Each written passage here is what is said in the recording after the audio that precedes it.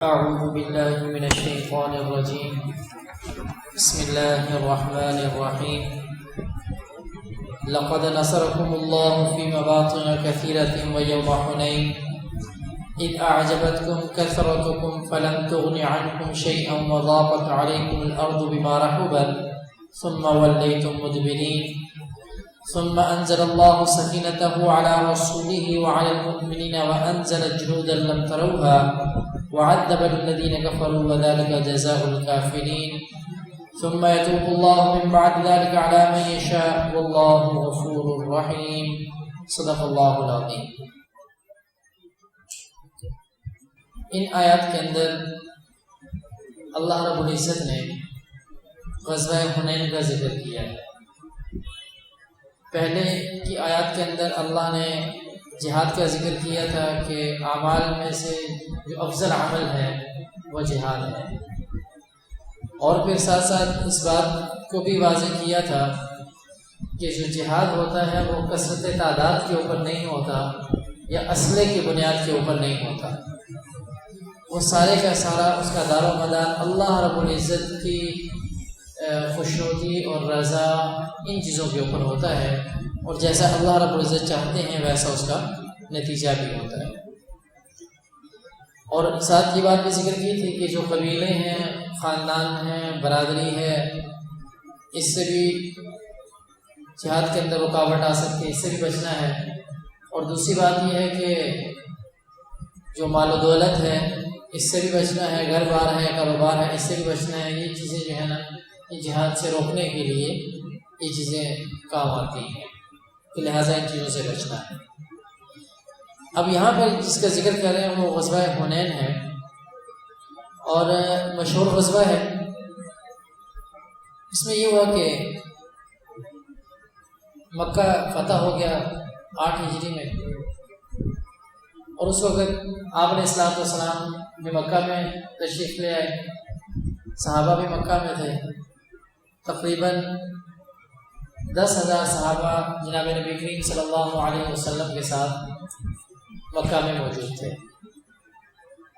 اور وہاں پر رہتے ہوئے جو لوگ مسلمان ہوئے تھے تقریباً 2,000 لوگ وہ بھی تھے جو وہاں پر مکہ میں مسلمان ہوئے تھے. تو اس حساب سے مسلمانوں کی تعداد 12,000 بن گئی تھی. 12,000 مسلمانوں کی تعداد تھی، اور جو کفار تھے ان کی تعداد 4,000 کے قریب تھی.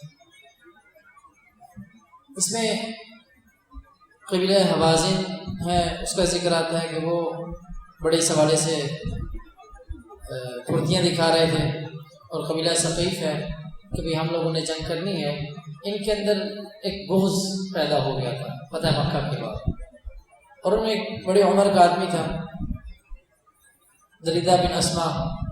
اس نے کہا جی کہ اگر ہم نے اب ان کو نہ روکا نا تو یہ پھر پورے عالم کے اوپر چھا جائیں گے، لہٰذا ہمیں کوئی منصوبہ بندی کرنی ہے ان کو روکنے کے لیے.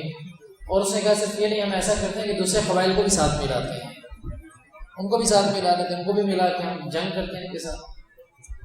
تو 4,000 صحیح جنگجو قسم کے آدمی ان کے تیار ہوئے، جدید قسم کا اسلحہ تھا ان کے پاس، اور ایک بڑی تعداد کے اندر بچے اور عورتوں کو بھی یہ ساتھ لے کر نکلے.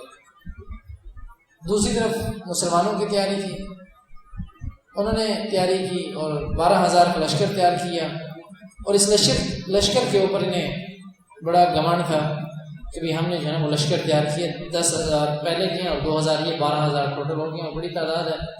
یہ 4,000 ہے تو یہ کوئی مسئلہ کوئی نہیں ہے، ہم جو ہے نا ان کے ساتھ مقابلہ اچھی طریقے سے کریں گے. آپ علیہ السلام کو پتہ چلا، انہوں نے جب مجاہدین تیار کیا تو صفوان بن امیہ ایک صاحب تھے، ان سے رابطہ کیا. ایک مشرک تھا، ان سے کہا جی آپ کے پاس بھی بڑا اسلحہ ہوتا ہے، آپ ایسا کریں ہمیں اسلحہ دیں، ہمارے ان کے ساتھ جنگ ہونے لگی. مشرک تھا، تو اس وقت تک یہ مشرک تھے. بعد میں صفوان بن امیہ جو ہے ایمان لے آئے. انہوں نے کہا کہ اسلحہ دے دیا کہ ٹھیک ہے یہ اسلحہ بھی آپ رکھیں. آپ علیہ السلام نے بھی تیاری کر لی. یہاں پر ایک مسئلہ یہ بھی ہے کہ آپ علیہ السلام نے مشرک سے جو ہے نا مدد طلب کی.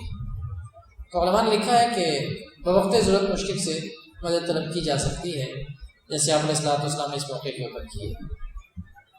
بہرحال اب ان کا آمنا سامنا ہوا. مسلمانوں نے اصل میں یہ بات پہلے بھی گزر چکی ہے کہ مسلمان جب جہاد کرتے ہیں تو اس وقت ان کا پورے کا پورا جو معاملہ ہوتا ہے وہ اللہ تعالیٰ کے ساتھ ہوتا ہے. نہ تو اپنی تعداد کی کثرت کے اوپر ان کو گمانڈ ہوتا ہے، نہ ان کو جدید اسلحے کے اوپر گمانڈ ہوتا ہے.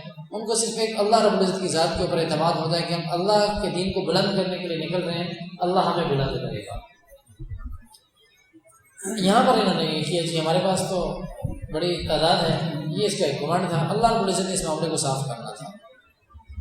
اب جب یہ جنگ میں شروع ہوئی، ابتداءً مسلمانوں کو بڑی فتح حاصل ہو رہی تھی. اب وہ لوگ تو ادھر ادھر ہو گئے، مسلمان مجاہدین مال غنیمت کے لیے نکلے، اور ادھر ہی ساتھ ہی درہ تھا، ایک تنگ سا درہ تھا، اس کے اندر انہوں نے اپنے مشرکین نے اور کفار نے اپنے لوگ بٹھائے ہوئے تھے. اس سے جب مسلمان نکلنے لگے وہاں سے انہوں نے تیر اندازی کی اور مسلمانوں کو مارنا شروع کر دیا. مسلمان منظم تھے. اس سے پہلے کیا ہوا جی، وہاں سے سارے تتر بتر ہو گئے، کوئی ادھر کوئی ادھر، اور آپ علیہ الصلوۃ والسلام میدان جنگ میں موجود رہے. بعض روایات کے اندر آتا ہے کہ 9 صحابہ آپ علیہ الصلوۃ والسلام کے ساتھ تھے اور آپ علیہ الصلوۃ والسلام اکیلے تھے. اور بعض روایات کے اندر آتا ہے کہ 9 صحابہ تو نہیں تھے، 100 صحابہ تھے، 100 صحابہ موجود تھے کہ وہ ان کے اندر آپ علیہ الصلوۃ والسلام وہاں پر میدان جنگ میں 100 صحابہ کے ساتھ تھے. ان میں حضرت ابوبکر صدیق رضی اللہ تعالیٰ عنہ کا نام آتا ہے، حضرت عمر، حضرت علی، حضرت عباس رضی اللہ عنہ، حضرت نام آتے ہیں، یہ لوگ موجود تھے وہاں پہ.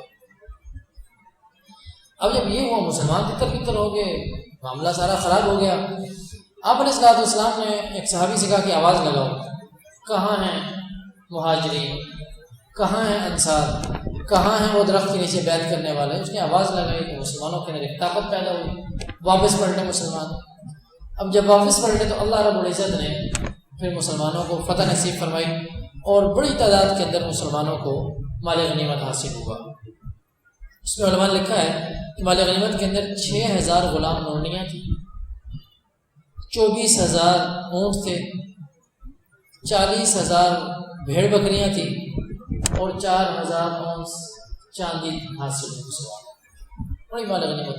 اب آپ علیہ الصلوۃ والسلام نے جب مال غنیمت حاصل کی تو کچھ دن تک آپ نے اس مال غنیمت کو روک کے رکھا. ذہن میں یہ تھا کہ یہ لوگ مسلمان کچھ ہوں گے، اتنے سارے قید میں سارا کچھ مسلمان میں تو ہم ایسا کریں گے کہ ان کو واپس کر دیں گے، یا یہ کریں گے کہ چلو ان کی حوصلہ افزائی کے لیے کچھ ان کو دیں گے، جو ترتیبات ہوں گے اس حساب سے کریں گے. لیکن کوئی ایسی خبر نہیں آئی کہ کچھ لوگ مسلمان ہوئے. آپ علیہ الصلوۃ والسلام نے صحابہ کے اندر سارا مال غنیمت تقسیم کر دیا. جب سارا مال غنیمت تقسیم کر دیا تو کچھ لوگ آپ علیہ الصلوۃ والسلام کے پاس آئے اور کہا کہ فلاں فلاں فلاں فلاں لوگ ہیں، وہ لوگ ایمان لے آئے، اور ہمارا جو ہے نا اب ہمارے بارے میں کیا معاملہ ہے آپ کا. وہ وفد ہے جو لایا آپ علیہ الصلوۃ والسلام کے پاس آیا. آپ علیہ الصلوۃ والسلام نے صحابہ سے مشورہ کر کے پھر ان سے کہا کہ آپ یہ بتائیں کہ آپ کو مال و دولت چاہیے یا اپنی عورتیں اور بچے چاہیے، کیا چاہیے آپ. ان لوگوں نے کہا جی ہمیں مال و دولت نہیں چاہیے، ہمیں ہماری عورتیں اور ہمارے بچے واپس کر دیں. تو آپ علیہ الصلوۃ والسلام نے پھر ان کو عورتوں اور جو بچے تھے، رونیاں بنے تھے، غلام تھے، ان کو واپس کر دیا اور ان کو کہا ٹھیک ہے آپ لوگ ایمان لے آئے ہیں، اس کی ہمیں خوشی ہے، ان کو بھی جو نوازنا تھا ان کو اس حساب سے نوازنا. یہاں پر اللہ رب العزت نے اس بات کو واضح کر دیا کہ یہ جو معاملہ ہے تعداد کے اوپر اور اب اسباب کے اوپر، نہ تعداد سے کچھ ہوتا ہے نہ اسباب سے کچھ ہوتا ہے. اللہ رب العزت کی مرضی ہوتی ہے، جو اللہ رب العزت کرنا چاہتا ہے ہوتا وہی ہے. اور یہاں پر اللہ رب العزت نے ان کی مدد بھی کی.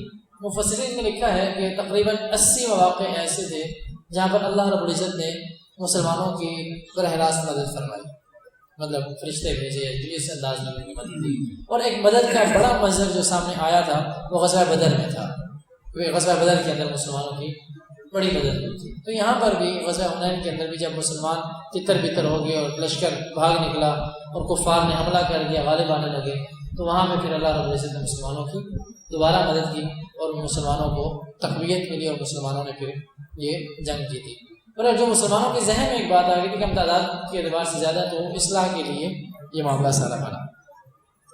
اگلی آیت کے اندر اللہ رب العزت فرماتا ہے کہ ہم نے ان کے اوپر سکینہ نازل کی، پھر اتاری اللہ نے اپنی طرف سے تسکین اپنے رسول پر اور ایمان والوں پر، اتاری فوجیں کہ جن کو تم نے نہیں دیکھا، اور عذاب دیا کافروں کو، اور یہی سزا ہے منکروں کی۔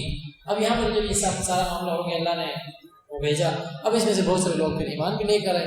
بہرحال آج کی ساری گفتگو کا خلاصہ یہی ہے کہ جب تک مسلمان اپنے اندر بزدلی کو پیدا نہیں کرتے، بہادر رہتے ہیں، جب تک مسلمان منظم رہیں گے، جب تک مسلمان متحد رہیں گے، تب تک مسلمانوں کو کوئی شکست نہیں دے سکتا۔ جب مسلمانوں کے اندر اتفاق نہیں رہے گا، انتشار آ جائے گا، اختلاف آ جائے گا، چھوٹی چھوٹی بات کے اوپر لڑائی جھگڑے آ جائیں گے، ایک دوسرے کی بات کو برداشت کرنا باقی نہیں رہے گا، میں بڑا اور میں بڑا کی بات آ جائے گی، دو دو چار چار گلیوں کے اندر ہر ایک بندہ اپنا اپنا خان بنا کے رہے گا، پھر یہ معاملات نہ بنے۔ جو اتفاق اور اتحاد کے ساتھ کفار کے اوپر روک بیٹھتا ہے نا مسلمان کا، وہ کسی اور چیز سے نہیں بیٹھ سکتا۔ لہٰذا جہاں پر اللہ نے اور بہت سارے کاموں کو کرنے کا، بہت سارے کاموں کے کرنے کا حکم دیا ہے، وہاں پر مسلمانوں کے لیے اس بات پہ زور دیا ہے کہ اپنے اندر اتفاق اور اتحاد پیدا کریں۔ اگر کسی کو انسان بڑا مان لے تو ماننے کے بعد اس کی جو بات ہے اس کو لے بھی لیا جائے کہ ہمارے بڑوں نے یہ کہہ دیا، ہمیں ان کے اوپر اعتماد ہے، بس ہم اسی کو لے کر چلیں گے۔ تو لہٰذا بہرحال یہاں پر یہ جو اس بات کا ساری کا ذکر تھا کہ غزوہ حنین کے حوالے سے کہ اس میں کیا کیا معاملات بنے، یہ ساری اس حوالے سے گفتگو تھی۔ اور دوسری بات یہ ہے کہ 12,000 کے حوالے سے یہ بھی ایک خوشخبری ہے کہ 12,000 کا جب لشکر ہوتا ہے، 12,000 کا لشکر جب تیار ہو جائے تو پھر اس کو شکست دینا اتنا آسان نہیں ہوتا، لیکن اس میں باتیں پھر یہ ہوتی ہیں کہ ایک تو اللہ کے اوپر اس کا توکل ہو، اسباب کے اوپر اس کی نظر نہ ہو، اور پھر اللہ کے دین کی سربلندی کے لیے ہی وہ نکلا ہو، پھر وہ منظم بھی ہو، پھر وہ اپنے امیر کی اطاعت بھی کرتا ہو۔ یہ ساری چیزیں جب تک اس کے پیش نظر رہیں گی تب تک، اگر 12,000 کا لشکر تیار ہو جاتا ہے ایسا تو اس کو کہیں پہ کوئی شکست نہیں دے سکتا۔ یہاں پر جیسے اللہ رب العزت نے یہاں 12,000 کا ذکر کی، لوگ 12,000 تھے، تو اس حوالے سے جن کو اللہ رب العزت نے فتح بھی نصیب فرمائی۔ اللہ رب العزت سے دعا ہے کہ اللہ رب العزت ہمیں دین کی صحیح سمجھ نصیب فرمائے۔